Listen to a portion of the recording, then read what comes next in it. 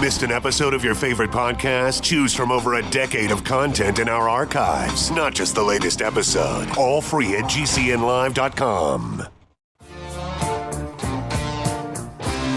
This is your call to action. Get prepared, America. Economy, survival, energy, disasters. This is USAPrepares.com. Informative radio, educational radio. Interact now by emailing instructor@USAPrepares.com or text at 434-390-7953. Class, please take your seats. Now, your instructor, Vincent Finelli. Yeah. I'm just reading something I just wrote. Kind of puts a grin on my face. Everyone all set, cocked, locked. Here we go. Your dial set correctly to USA Prepares. We're delighted you're here. We broadcast 5 days a week, 2 hours a day from high atop the Missouri Ozark Mountains. Kyle's engineering the broadcast in Minnesota. I'm Vincent Finelli, and if you'd like to call us, 866-582-9933, 866-582-9933.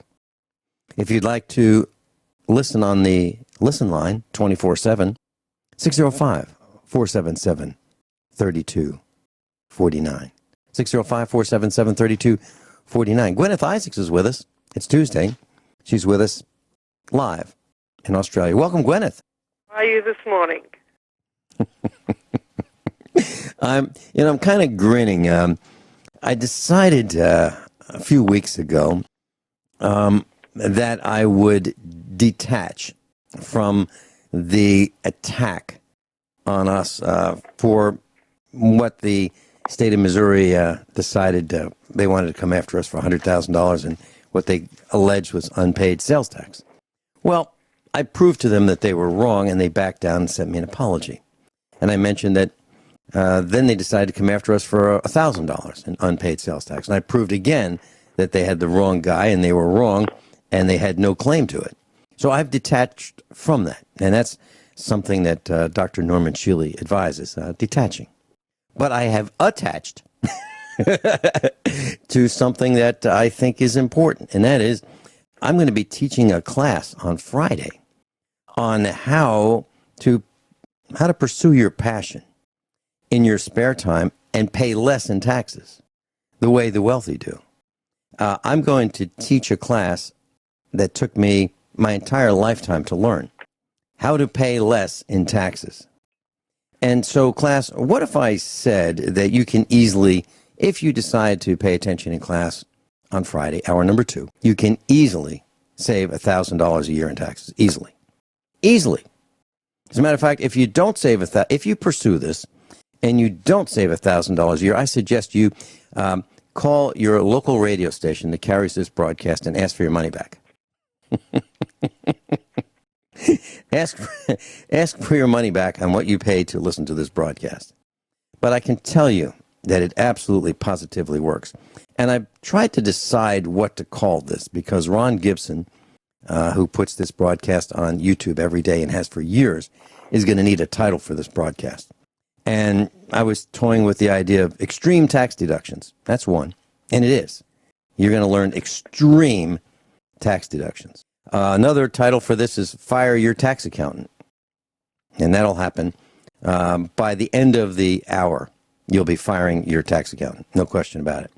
Another title for this would be Start Your Own Business and Take the Same Tax Deductions the Wealthy Take. So those are 3 titles that are appropriate for Friday, hour number 2's broadcast. So, Guineith, I have detached, or I've disassociated with, in my mind, the anger that I had when the state came after us, but I've attached to a way of feeling good about it, and that is to teach people to pay less to these thugs, these financial perverts, these financial parasites who occupy government offices and who are paid to harass us and make our lives miserable. So I just wanted to share that with you, and that's what I'm going to do on Friday, hour number 2. Well, I say good for you. And you know something? I'm so fed up with them as well. I just spent today going through some legal paperwork. Some of it goes all the way back to 2014. Of these mongrels trying to extort money out of me, you know, and they really just don't seem to get it. That the higher the value of the the extortionate notice that they send me, the less inclined I am to pay it. You know, and I came across one account which was about $4,000, completely and utterly, totally extortionate. I never paid it, and it was from, 2014. I'm still here. They still haven't collected on it because I just said, here's a great one for everybody. I do not consent to contract with you. They are not government. They are corporations. And you cannot be, under common law, you cannot be a corporation and a government. You've got to be one or the other. And if you're a corporation, you don't have the power to tax. And you do not have the power to compel anybody to contract with you if you're a corporation. And the whole of the United States government is one vast corporation. That's this plain, and the same is true for the Australian government. In fact, the Australian government's registered on the US Security and Exchange Commission, as a company, as a corporation, and their CIK code, in case anyone wants to check this, you can go on ussec.gov, okay, and the CIK code, which is the registration number for a corporation, for the Commonwealth of Australia is 000805157. And the whole of the Australian government's US corporation. And so I found that out, and I said, right, well, they're a corporation.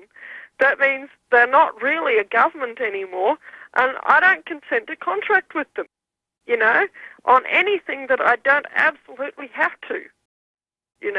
There's some things, like I said, the family tax benefit. At the moment, that's quite important for us, for just keeping our head above water financially.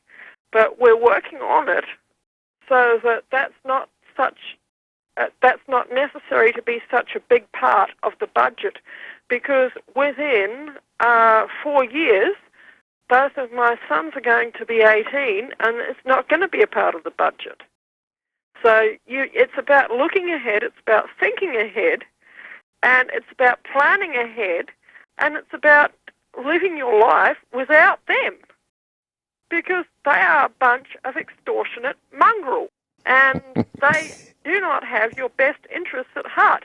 They are a for-profit corporation, and their profits come from mostly from some form or other of extortion and protection racketeering. So, and I know I've been saying this just about every week for the last month, but it's because or for the last few months probably, but it's because it's true. And I'm hoping that it gets through some thick skulls out there. I think that the class is probably a bit less thick than the average person out there, or the average soul out there. But even so, sometimes we have to be told things over and over and over again for us to really get it. And, I really care about all the people in the class, and I want them to get this. If they don't get anything else out of this broadcast, it's that the government's not interested in you except as a piggy bank. How's that? I think I've pretty well summed it up, haven't I? You absolutely have summed it up. I've been doing some tractor therapy. Tractor therapy is when I go out in the field and either I am behind the steering wheel of the tractor and I have a hay mower attached to it and I'm going round and round and round cutting the grass into hay, or I'm pulling a hay rake, or I'm pulling a hay tedder, which is like an egg beater for hay. It just kind of flips it around so it dries quickly. Or I'm pulling a hay baler. So I'm going round and round and round. I'm thinking about all kinds of things as I do this. And one of the things that I was thinking about yesterday while I was baling hay in one of our fields was exactly what you're talking about. That we are not really very important. As a matter of fact, I believe our government thinks we are in the way, and we're only useful for if we're in fixing roads that they want to drive on. That maybe we're useful for making roads, repairing roads. Maybe we're useful for maintaining the infrastructure if we have a job that fixes bridge or keeps bridges from falling down. Or maybe if we're in the business of raising beef that they want to eat or other food that they want to eat. Other than that, we're only useful as, what you said, a piggy bank, how much they can steal from us. And that's why I'm so excited about teaching this class on keeping these people, these mongrels as you call them, and I have no problem with that word, from stealing from us. And that's what they are doing. Literally, they want what we have. They want a percentage, and they keep changing the rules. They change the rules on what they're going to steal from us, and they say, well, just because you don't know the tax code doesn't mean you're exempt from it. Doesn't mean you're exempt from the penalties. Doesn't mean you're exempt from the interest. So they create these ever-changing rules that they demand at the muzzle of a gun or the threat of stealing our houses, our land, our property, our possessions.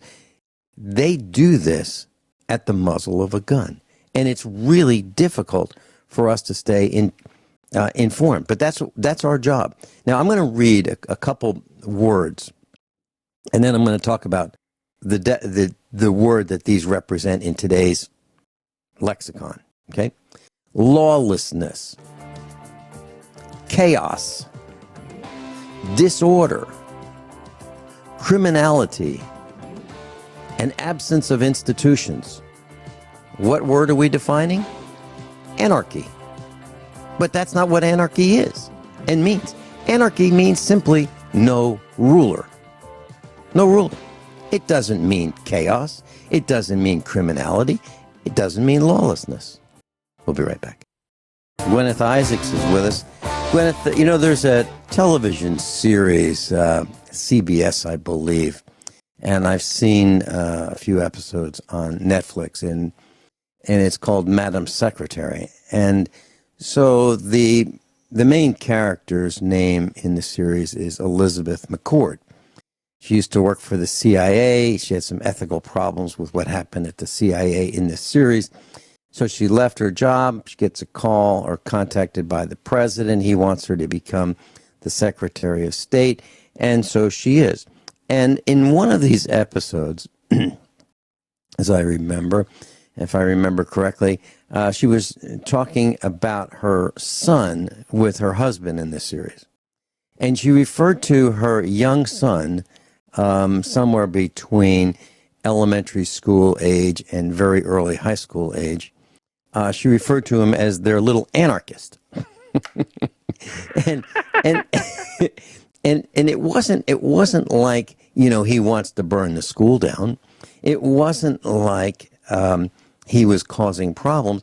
He's just this young guy who thinks that the government is out of control, or the corporation posing as government is out of control. They're interfering with our lives.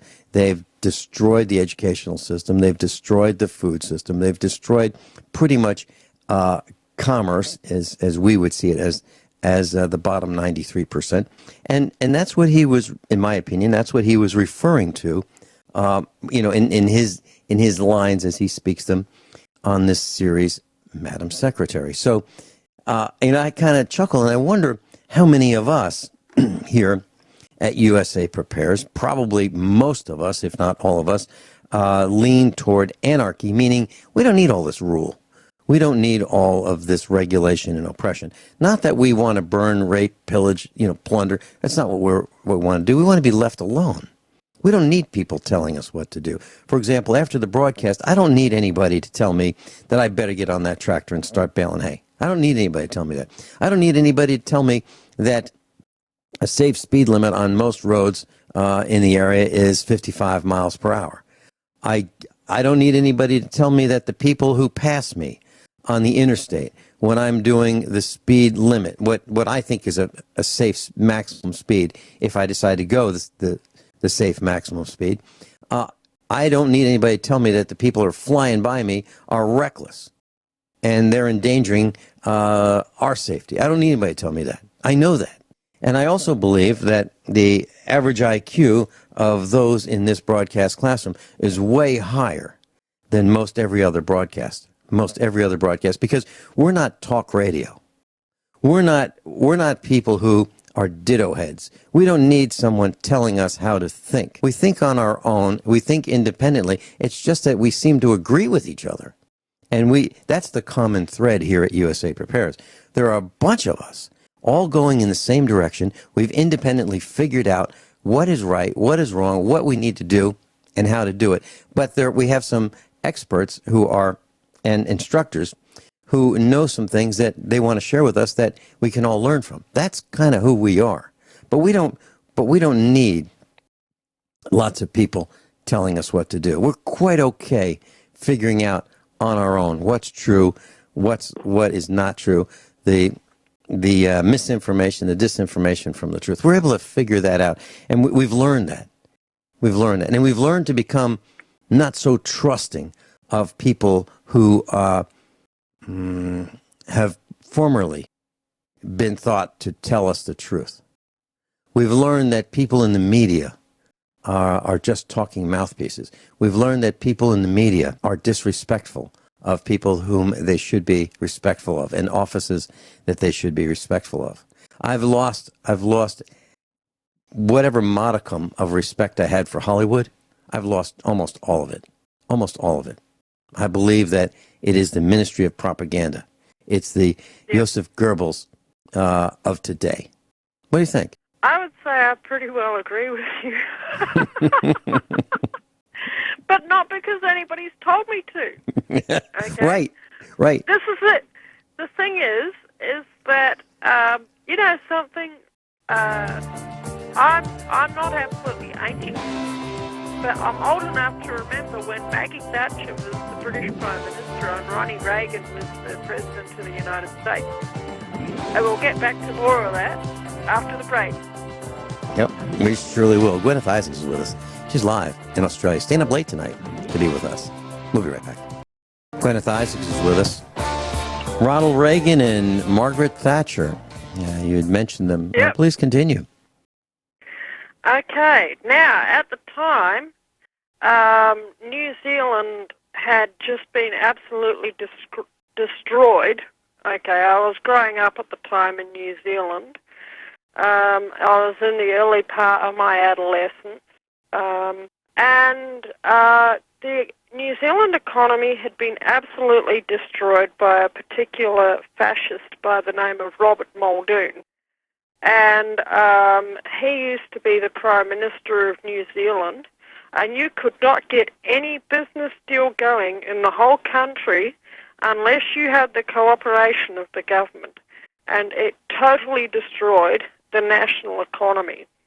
Now, I hear people say that socialism never rescued a country.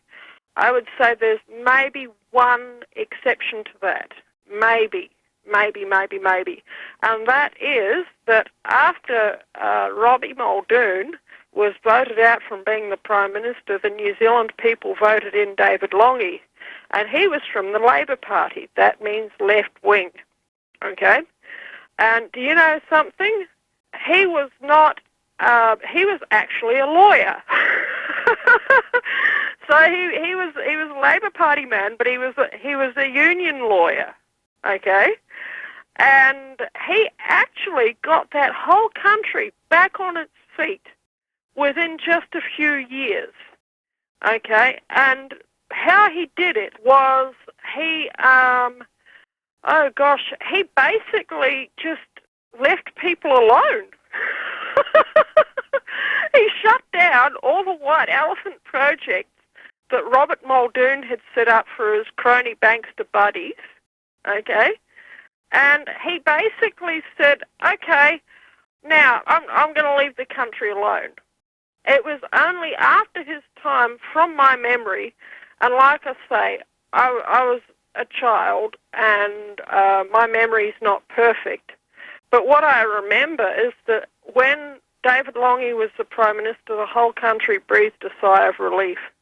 And it started to really, really economically prosper. And it continued to economically prosper until around about 1987 or 1988. And they had the great stock market crash. And I can't remember if Lange was the Prime Minister or not at that time. I think he probably still was. But the country bowed to pressure to get rid of the tariffs and introduce free trade. And my sister at that time had just finished her seamstress apprenticeship, and she was going to have a career in the textile, clothing and footwear industry, and overnight the textile, clothing and footwear industry collapsed in New Zealand, and she had no job, a brand new trade qualification, and no job. And that was absolutely heartbreaking for her, and I don't know if she even still has really gotten over it. And she's 5 years older than me, so she's now in her late 40s. She went and got another trade qualification, which was being a horticulturist, and she's still a horticulturist, but she's never really gotten off the dole, and that is fairly typical of people who were beginning their working lives in the working class in New Zealand at that time. And we went straight into one of the deepest economic depressions that has ever been. And from what I hear, the US and the UK actually went through something very, very similar. And I think that might, I'm not quite sure on this, you may have to correct me, that might have been the beginning of the end for Motown. Would that be correct, Vincent? When you say Motown, you're talking about Detroit? That's right. Or was it before then that Motown began to go down the tubes? You know, I know that the 87 crash was an absolutely huge blow for the American economy, and was really at the start of what we're seeing in America now, where you've got whole cities like Baltimore, Chicago, Detroit, large sections of Los Angeles, which are pretty well wasteland. They've never. Well, that's correct. And in Detroit, Michigan, in the United States, there are stories that they're bulldozing down block after block after block of what once was part of the city, because the city can no longer afford to find the water mains. They can't repair the street lights. They can't repair the sidewalks.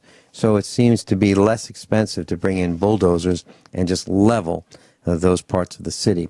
I was starting to read an article this morning in mainstream news about Houston, Texas, where they are selling street by street parts of Houston because they can no longer afford to pay for the maintenance of the streets.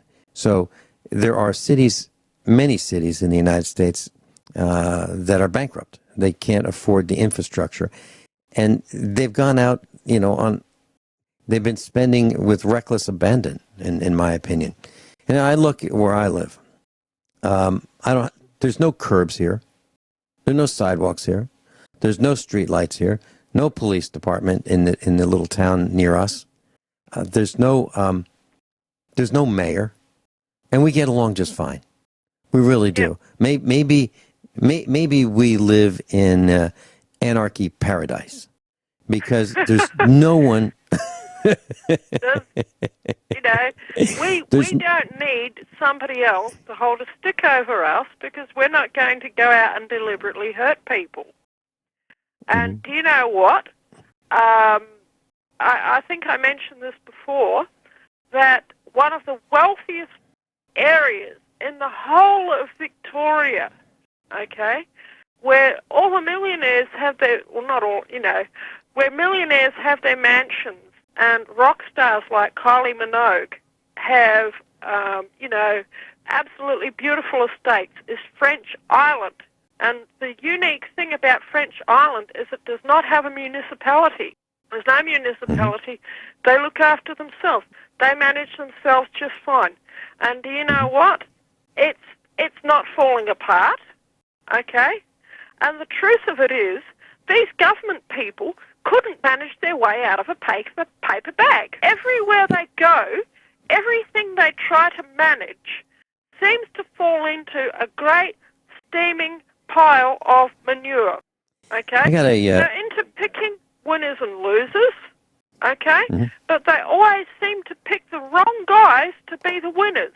And You're absolutely right. with New Zealand, the story didn't end there, okay?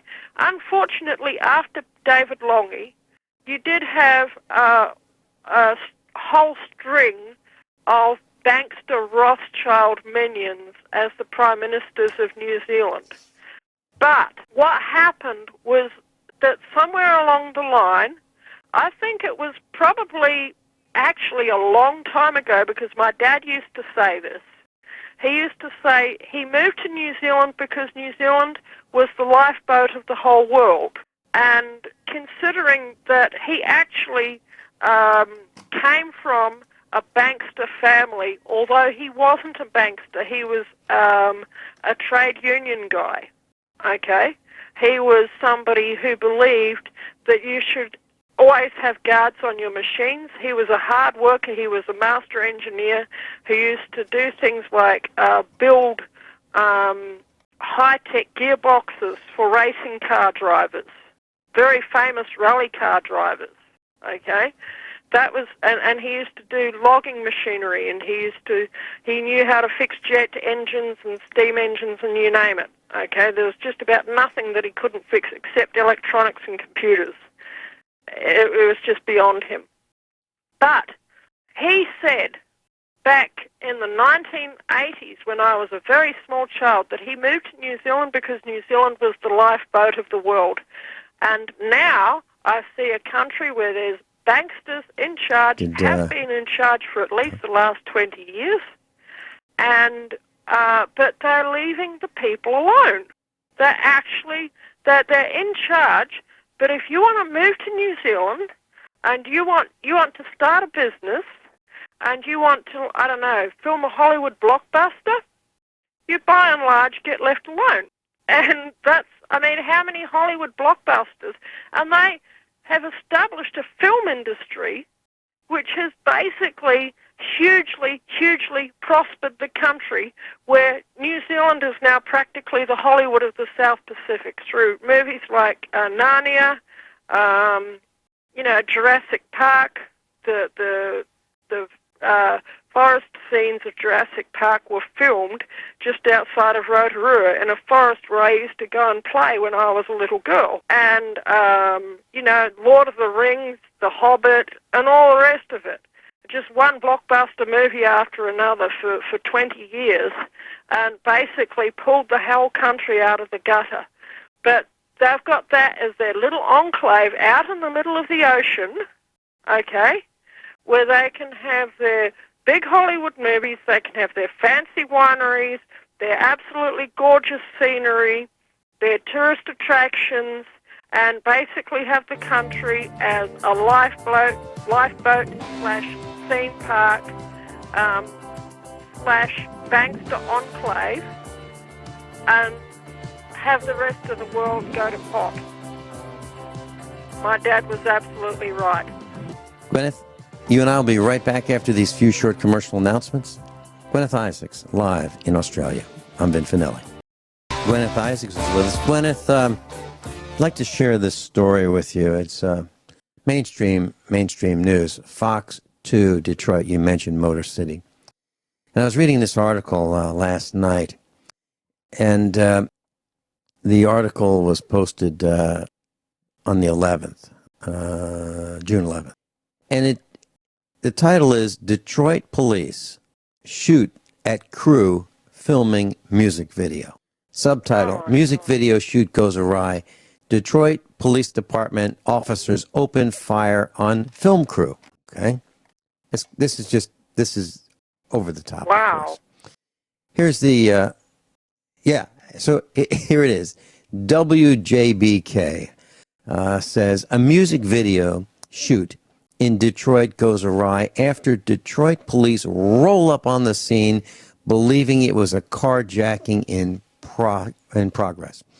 Witnesses from the scene show, witness video from the scene shows when officers opened fire on the men.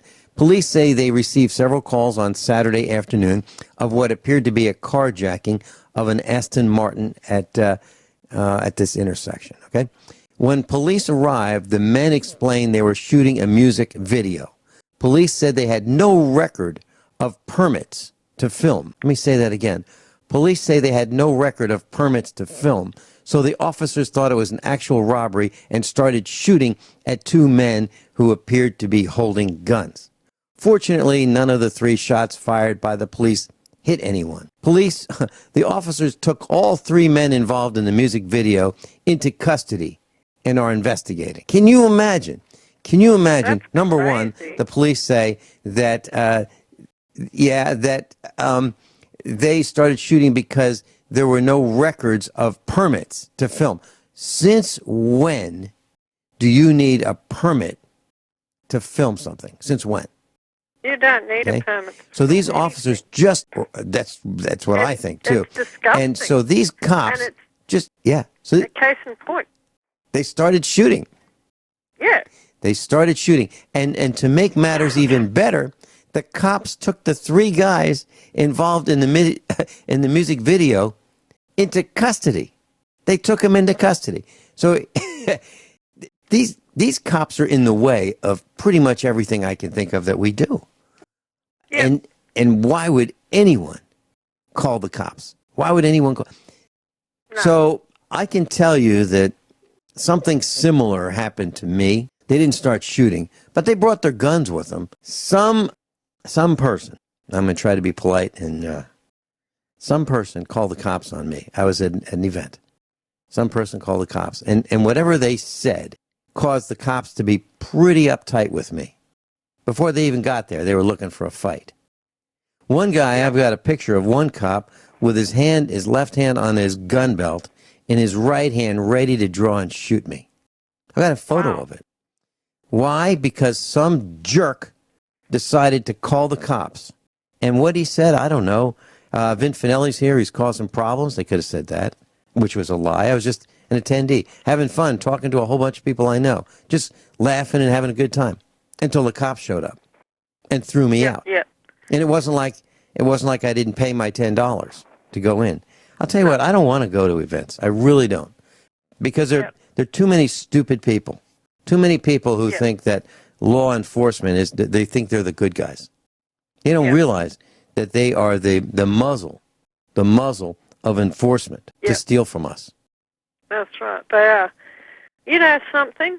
What we're facing here in this country is absolutely, in my humble opinion, not being reported around the world. Okay? In Australia. Mm-hmm. You hear what's going on in places like Venezuela, although they've got a complete media blackout as well, more than what you hear is going on in Australia. We'll talk about that more after I believe we're at the top of the hour, aren't we? Yeah, we are. And so we're going to talk about fascism. We're going to talk about how it always leads to collapse. We're going to talk about Venezuela and Zimbabwe. Gwyneth Isaacs is with us. We'll be right back. Everyone all set, cocked, locked. Hour number 2 of USA Prepares. Gwyneth Isaacs is with us. Gwyneth, you want to talk about fascism? Yes. Fascism. Mussolini's definition of fascism, the merger of state and corporate power. That is it in a nutshell, basically. Now, when you get a government and it makes special deals with particular corporations to favour those corporations, or makes a particular set of laws to favour a certain industry, okay, above other industries, and to give other industries either a really, really hard time or to outright ban them, when those industries are actually providing goods and services that people want and that are not harming other people, okay? Now, if there's a business that somebody has, like, for instance, I don't know, let's say somebody sets up a casino in their back room, you could argue that would be a good or a service that people would want, but ultimately people are going to be harmed because they're going to be cheated out of their money. That would be an illegal enterprise, okay, even under common law. But the truth of the matter is that before the 20th century, people, regularly had card games in their back rooms or in their front rooms or in their parlours or whatever, and advertised the fact on the street, and nobody seemed to be harmed.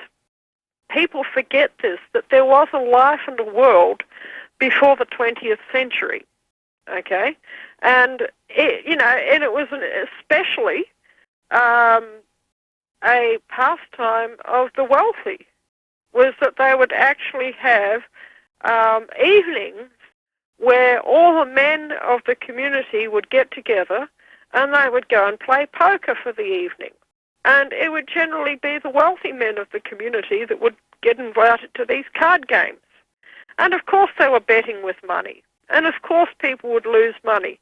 But generally people had honour, and, although of course the dealer ultimately had his cut, okay, and ultimately made a profit, there was nobody looking over anyone's shoulder to, and if there was a card sharp present at the game, he was going to be spotted and probably his life was going to be short, okay, because back in the day, people dealt with their own problems, including card sharps, and if you had a casino where the odds were overly rigged in favour of the house, people would stop going there because they'd be losing all their money, and they'd say, "Oh, we're not going back there again." And of course, but that's an example from one end of the spectrum, okay?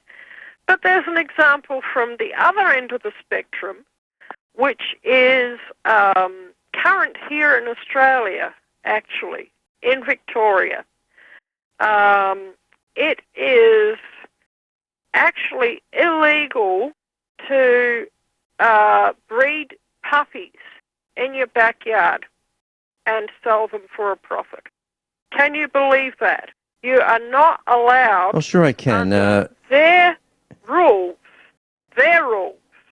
Your dogs can be as well looked after as anything, but if you don't have that permit, that stupid little piece of paper, okay, then people can give you potentially a very, very hard time.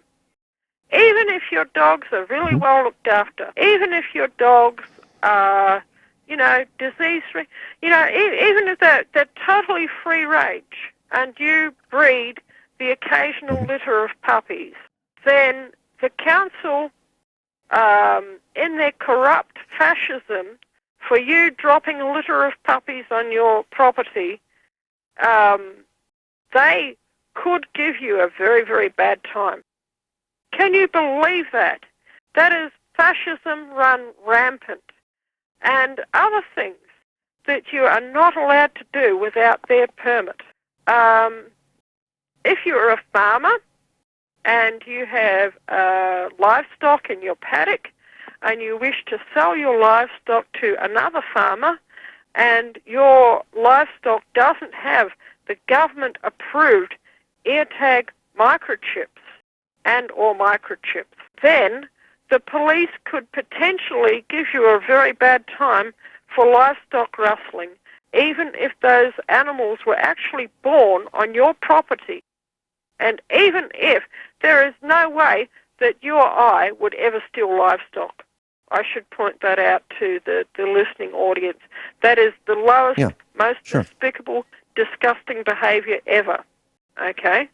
But what they're doing is they're trying to control everything. And if you are somebody that they want to give a very, very bad time, okay, and if they see, so let's say a flock of 20 goats randomly appears in your paddock when there were no goats in your paddock before, they could potentially pull up to your gate and said, "Excuse me, we need to microchip check these animals. Where did you get them from?" And it's none of their business. It really is not. You could have gone out to address into the state forest or wherever. This is perfectly legal, by the way. I just checked this today. You can go out there into the state forest. There's goats running wild out there. Go out there with your sheepdogs and round up some goats. Bring them back, put them into your paddock. Who's to say where those goats originally came from and what farm they originally escaped from? They obviously escaped from somewhere, okay? But they have been running wild for quite some time, okay? But I would have to go through, if I did that, and I would have to check to see if there are any tags on any of the stock, and I would have to call up the individual stations and say, "Excuse me, I've got your goats here." And, you know, that's fair enough. That's the good side of it. But what I can't see, okay, there's a microchip option, okay, where you can inject the stock with a microchip. I can't see that microchip from the outside, and I don't have one of their stupid little readers, you know. But like I say, if I'm not going to go knocking off anybody's goats or sheep or cattle or any other animals of anyone, because that would be wrong. But this is what fascism does. It shuts down the economy, okay? It stops people from wanting to do things to make a few extra dollars for themselves. And there's so many other things. The list of rules that you have to have for this, that, the other. You can hardly, well, they want to tax the air you breathe with the stupid carbon tax that I'm so glad that Donald Trump has shot down out of the air. You know, this is what fascism is like.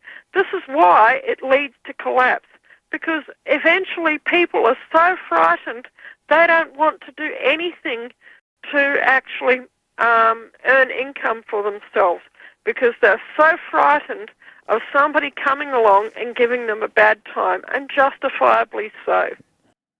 Gwyneth, about, let's say 8 years ago or so, I paid $50 to attend a training seminar that lasted a couple days, 2 days. The government put it on, and it was about growing grass and the different kinds of grass that you can grow, the different reasons. And I was interested in our area. I was new to the area, and I wanted to hear what was the best way to grow these grasses. I thought it was a legitimate, seminar series. Yep. So I paid my $50. I got my notebook, and I got a couple days of training.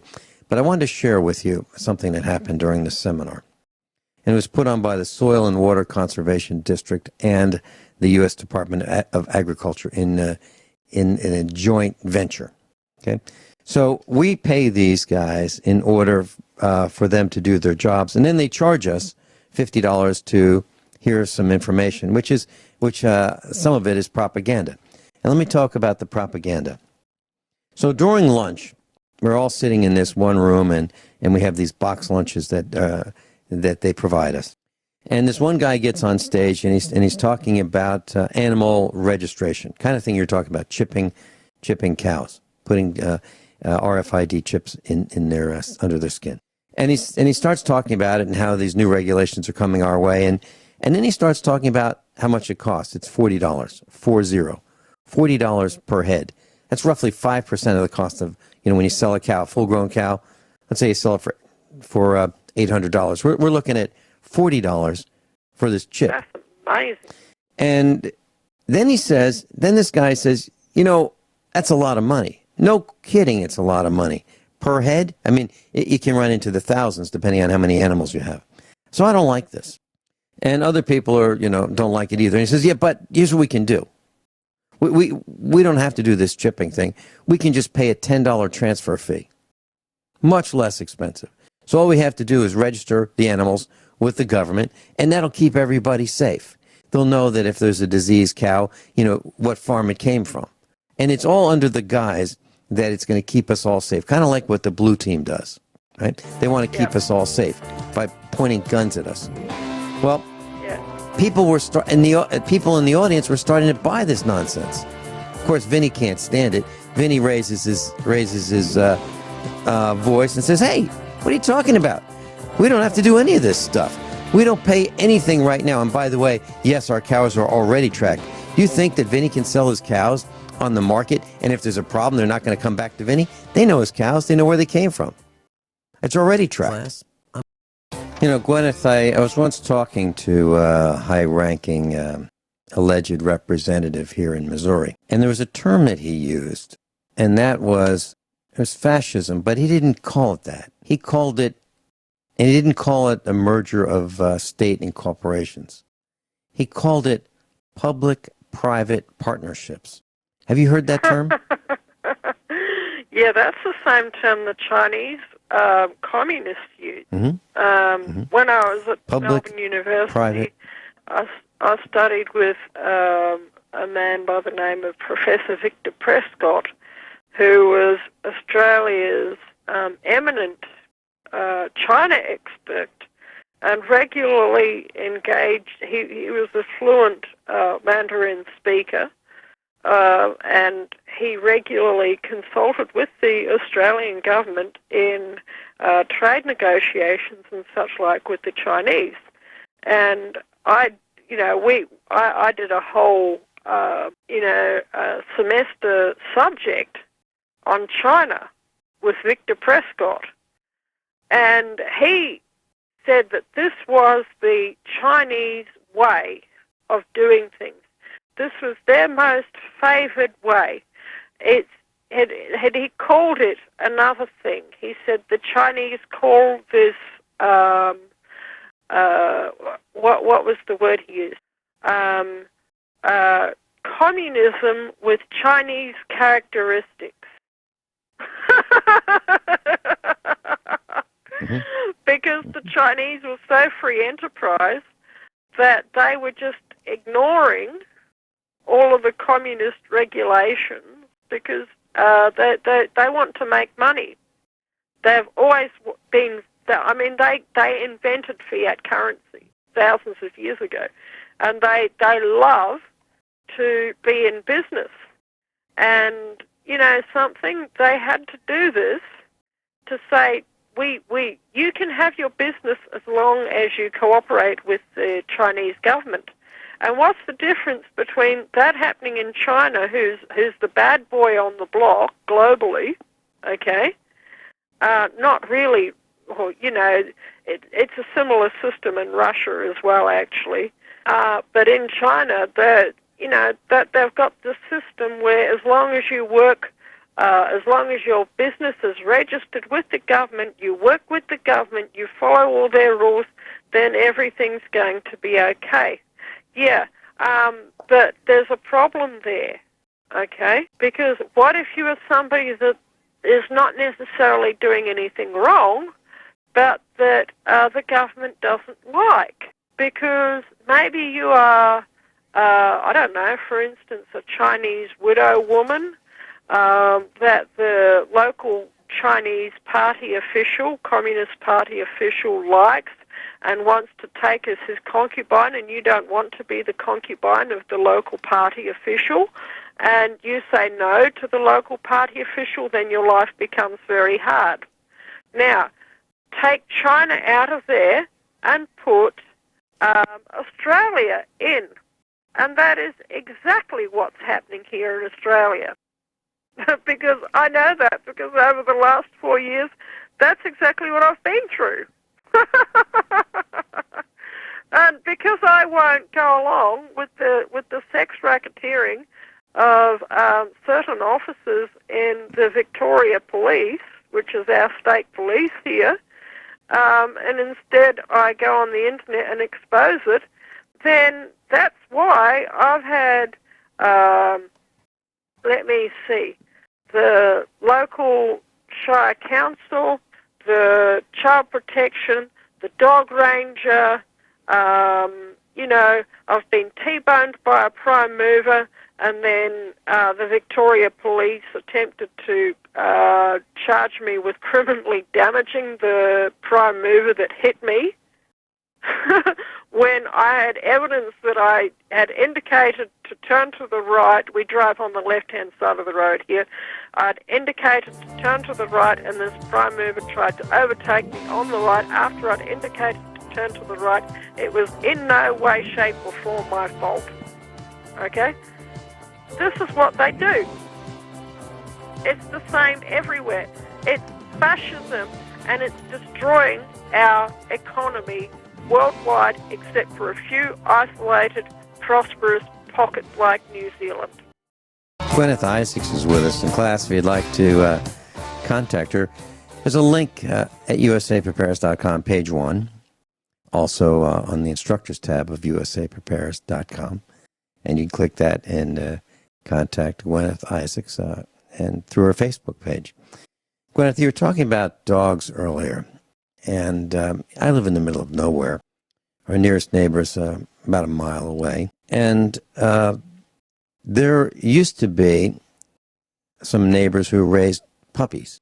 They bred these puppies, and they were quality puppies. And they built facilities for them. So these weren't just puppies that were living in 55-gallon drums in a fenced-in, contained area. They built really nice facilities for them. I believe, just from my own estimate, I've been in the inside of one of them, and I've seen the outside of another one. And they have these doors that the puppies can go inside, outside at their choosing. They're warm.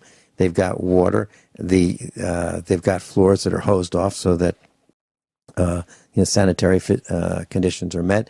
They're fed well, and I know this because I've been there.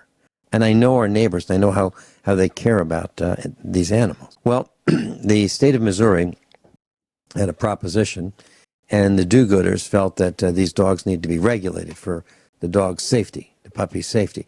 They came out with 22 pages of rules and regulations regarding the operation of these puppy operations. And if you have more than 3 adult dogs, you are subject to females for breeding. You must obtain a license, and then you must have a certain standard of facility. You must have a formal arrangement with a veterinarian, and so forth. And it was all about money. And so, how many puppies do I hear barking when I go past? None. They literally made it so inconvenient, so oppressive, so costly that all the owners that I know of these puppy breeding operations have ceased breeding puppies. They've gone out of business. Now they're doing other things. They're doing other things, for income, but they're not raising puppies. Yeah, and it's sad. Right. It's sad. Well, I'll tell you what. I know of one case of a particular man, and he actually did go through the licensing system. Okay. He had a license for 400 bitches, and he had an enormous facility. Once again, it was properly constructed. It was very well built, okay? But instead of 400 bitches, he'd put an extra shed on, and he had 500 bitches. okay? And somebody dobbed him in and to the local shire because he had expanded his facility without the council approval. Now, he had properly built the new sheds for the bitches and so on and so forth. And do you know what? The council came and they raided his place. They took away all of his dogs, and within a fortnight, do you know what had happened to that man? He'd died of a heart attack. That's the truth of it. And I know this guy because I spent a particular Christmas at a Christmas party with them, and I had a lovely time socializing with him and with his dear wife. And his dear wife is now a widow and is absolutely devastated. She's got a 500-dog facility that she can't use, and she's really, really struggling financially. Wow. Now, how's that? That's fascism, okay, in a nutshell. He actually did go along with the rule, but he said, oh, well, you know, who's going to know? Well, somebody noticed and somebody dobbed him in. And do you know something that is so, so tragic? Because here is a man who absolutely loved his bitches.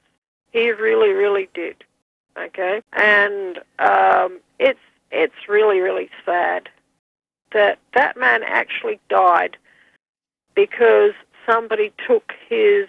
They didn't just take his business away, okay? He had invested his whole life in this business. And when it got taken away from him, the stress was so much that his heart failed, he had a heart attack, and then he died 2 weeks after. What for? You know, it's disgusting. It absolutely is.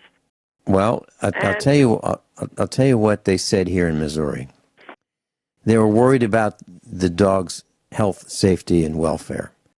And in order to protect the dogs, the puppies, we needed to have government oversight because it was obvious to people without a brain that people were raising dogs and they were being cruel to the dogs and they were being mean to the dogs and they weren't feeding the dogs. And so they decided that we needed to have the government step in and control raising dogs. And that's what they did. And they killed the business. They killed the business. I typed in something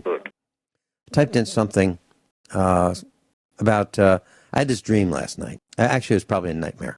And I was thinking about permits. And our permits needed to wire, you know, let's say you want to add an extra outlet in your house. And I had this nightmare that permits are required to do something as simple as adding another switch, adding another outlet. Now, in my case, during this nightmare, I kind of laughed it off. And in my nightmare, I was saying to whomever it was, I don't care what the rules are. I am not, let me say it a different way, I am not going to apply for a permit to change a switch, an outlet, put in another sub panel. I'm not doing it. I am not doing it, okay? So I just looked it up. That was my reaction in my nightmare. I guess I was somehow one of the characters in this nightmare that, you know, was being tasked with obtaining a permit to install an electrical outlet. Well, I know how to do it. I've bought many books on it. I've studied it. I've researched it. I know how to do it. Actually, I do a better job than many electricians. How do I know? Because I've seen their sloppy work. Well, I looked it up. In the state of Oregon, Oregon.gov, when do I need an electrical permit? When do I need an electrical permit? A permit is required to do the following: install or alter any permanent wiring or electrical device, run additional wiring, put in an electrical outlet or light fixture, install a receptacle for a garage door opener, or convert from a fuse box to circuit breakers, or install or alter low voltage systems such as security alarms, stereo or computer systems. Let me say that a different So way. that means somebody has to know if you've installed a security system.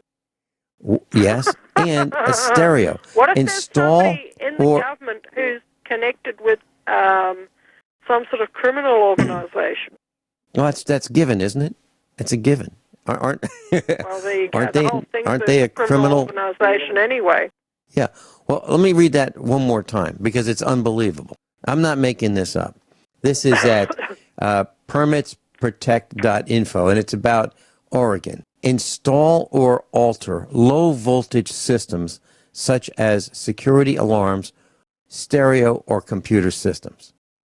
You need a permit in Oregon to install a computer system? Are they kidding? Really? You know, Yes. this is just absolutely ridiculous. It really, truly is. Now, to make it a little more pleasant, for homeowners, a permit is not required to replace electrical devices or to perform the maintenance on an existing electrical system. Now, if you're not sure if you need a permit,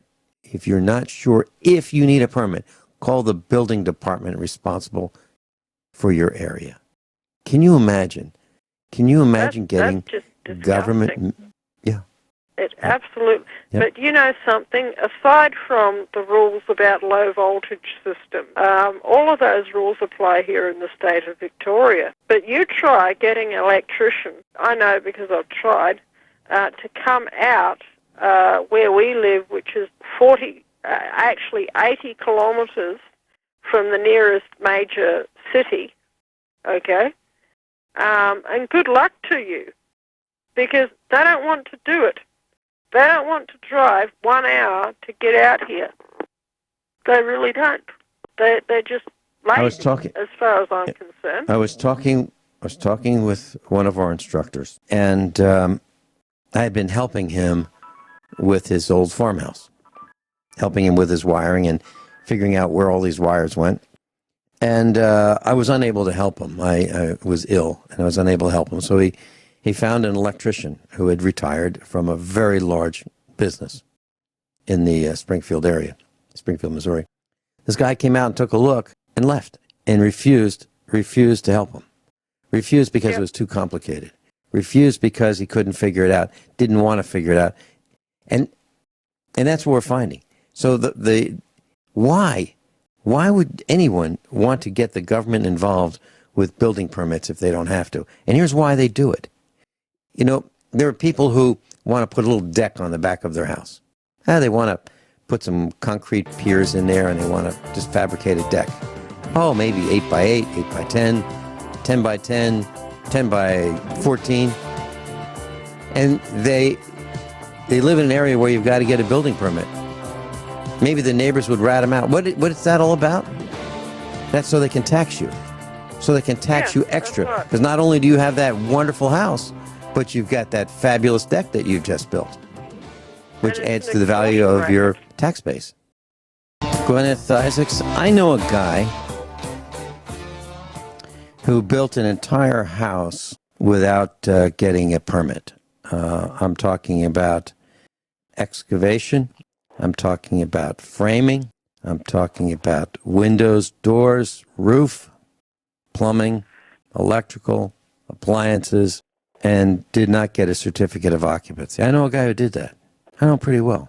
And I know that this guy never even thought about getting a permit.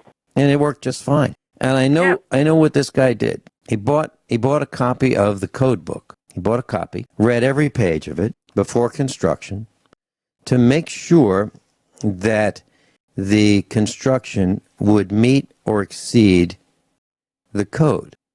And why? Not just so much for the code, meeting the code. I know this person really didn't care about doing it for that purpose, but to make sure the construction was good quality, okay? That the plumbing met code, that the number of circuits met code, that the wiring gauge met code, that it would be desirable by anyone living there. And I know that's what this person did, and it worked out fine. And I know that the construction far exceeded the code, because you can build with with substandard materials and still meet code. And I know that that's not what happened in this case. So that's right. I'm just here to say that, and I'm here to say that I've seen a code inspector in another state, not Missouri, in Virginia, who inspected, and that's in quotes, a property that was just constructed. And I know for a fact that the code inspector did not do a complete inspection because I challenged him on it. And I said, did this pass inspection? Oh, yeah. So you checked it out? Oh, yeah. So you went here, there, and under the house and all that? Yeah, oh, yeah. Well, did you see this? Well, you couldn't have been there because it was obvious. You would have seen that if you were there. I submit to you, did not inspect the house completely. And what happened? Well, the builder had to make substantial changes because the house was not inspected. It did not meet code. And that's when a permit was taken out for this particular project. Well, so you know something? I know. Yes.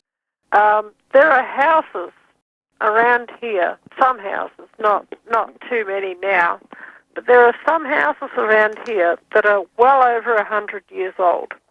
Okay? Back in the day, there were no building codes.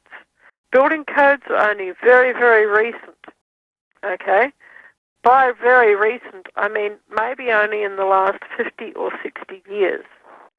Before then, people built houses to live in because they wanted somewhere that was out of the weather, where they could raise their kids in a reasonably attractive environment and, basically have a nice life. So they built a house that was solid and attractive, and they lived there. There were no codes, okay? Right. But these houses that were built 100 years ago, they now generally get a premium price on the real estate market. They really, truly do. And because those houses, solid. Yeah. Yep, those houses are typically, many of them constructed with post and beam. Many of those houses have real dimensional lumber that's not like a 2x4 would actually be 2 inches by 4 inches, not the 2x4s that are 3.5 inches instead of 4 inches. Not only that, but when those houses were built before building codes, they didn't have vinyl windows. They didn't have masonite siding. They didn't have vinyl siding. They didn't have short-term roofs. They were built to last. That was before the government got involved to make sure that the building was according to their standards. You're absolutely right. And I've renovated and updated the wiring and plumbing in some of those old Victorian houses. I know what you're talking about. I've been there. You're absolutely right. Gwyneth, hey, thank you so much for staying up late. Thanks for staying up late with us today. And have a See you great next week, Tuesday. won't you? Okay. Great. Bye-bye. See you next Tuesday.